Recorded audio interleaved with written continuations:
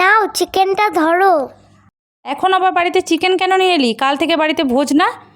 ভোজ তো কাল থেকে মা, আজকে আমার খুব খেতে ইচ্ছা করছিল। আচ্ছা ঠিক আছে, চল আজকে একদম তেল ছাড়া চিকেন কষা বানাবো। কি তেল ছাড়া চিকেন? তেল ছাড়া চিকেন আবার হয়? হ্যাঁ হয়তো, তুই খাবি? দেখবি আজকে বানাবো। হ্যাঁ, তাহলে আজকে তেল ছাড়া চিকেনই বানাও। কিন্তু মা, চিকেনটা কষা করো না, একটু ঝোল ঝোল করো। আচ্ছা ঠিক আছে, চিকেনটা এখানে ধুয়ে ভালো করে পরিষ্কার করে রেখে দিলাম। এবার আদা, রসুন, পেঁয়াজ, লঙ্কা আর আলু আমি কেটে নিয়েছি।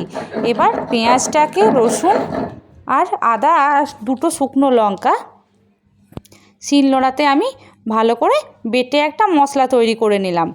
দিয়ে দিচ্ছি কাঁচা মাংসের ওপরে পেঁয়াজ, বাটা মশলা, হাফ চামচ ধনে গুঁড়ো, জিরে গুঁড়ো, হলুদ গুঁড়ো, পরিমাণ মতো নুন আর দিচ্ছি হাফ চামচের মতো গোলমরিচের গুঁড়ো। এই গোলমরিচটা দেওয়ার জন্য কিন্তু খেতে খুব সুন্দর লাগে। এবার আধ ঘন্টার মতো এটাকে ঢেকে রেখে দিচ্ছি।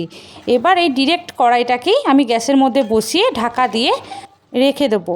একটু একটু করে জলটা যখন বেরিয়ে যাবে তখন গ্যাসের ফ্লেমটাকে হাই করে দিতে হবে। এবার এরকমভাবে কষিয়ে নিয়ে আবারও খানিকটা জল দিয়ে ঢাকা দিয়ে দিতে হবে। তারপর একেবারে রেডি হয়ে যাবে তেল ছাড়া চিকেন।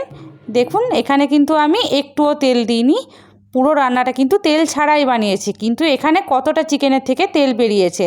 এভাবে চিকেন বানালে খেতেও যেমন সুস্বাদু লাগবে আর একদম হেলদিও। ও মা, চিকেনটা দারুণ হয়েছে। দেখা হচ্ছে অন্য ভিডিওতে। টাটা।